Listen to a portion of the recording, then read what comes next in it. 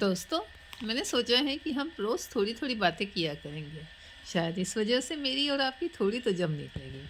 चलिए आज मैं आपको एक छोटी-सी कहानी सुनाती हूँ। एक छोटा-सा अंतर बताती हूँ आपको। एक बुद्धिमान व्यक्ति जो लिखने का शौकीन था, लिखने के लिए समंदर के किनारे जाकर बैठ जाया करता था। फिर उसे प्रेरणाएँ प्राप्त होती थी और वह उसकी लेखनी चल निकलती थी। लेकिन लिखने के पहले बैठने से पहले वह समंदर के तट पर कुछ क्षण के लिए टहलता जरूर था।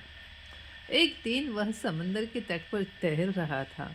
तभी उस व्यक्ति ने तट से उठाकर कुछ समंदर में फेंकता हुए इस किसी व्यक्ति को देखा।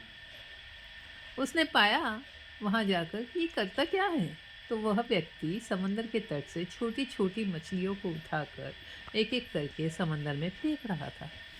ध्यान से देखने और अवलोकन करने के बाद उसने पाया कि समंदर तट पर तो लाखों की तादाद में छोटी छोटी मछलियां पड़ी थी, जो थोड़ी ही देर में दम तोड़ने वाली थी।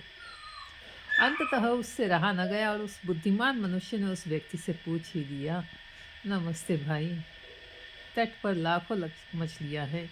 इस प्रकार तुम चंद कर मरने वाली मछलियों को पानी में फेंककर कितने कम अंतर कर पाओगे, कितनों को बचा पाओगे। तब पता है उस व्यक्ति ने उसे क्या जवाब दिया। देखिए, सूर्य निकल चुका है और समंदर की लहरें अब शांत होकर वापस होने की तैयारी में है। ऐसे में मैं तट पर बची हुई सारी मछलियों को तो जीवनदान नहीं दे सकता।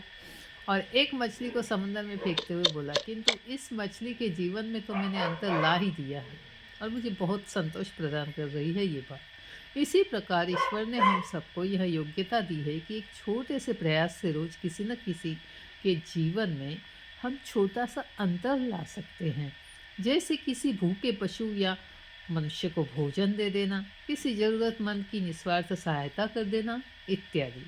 हम अपनी किस योग्यता से इस समाज को, इस संसार को क्या दे रहे हैं, क्या दे सकते हैं, और फिर अपनी उस योग्यता को पहचान कर रोज किसी न किसी के मुख पर मुस्कान लाने का प्रयास कर सकते हैं। विश्वास करिए, ऐसा करने से अंततः सबसे अधिक लाभान्वित आप ही होगे।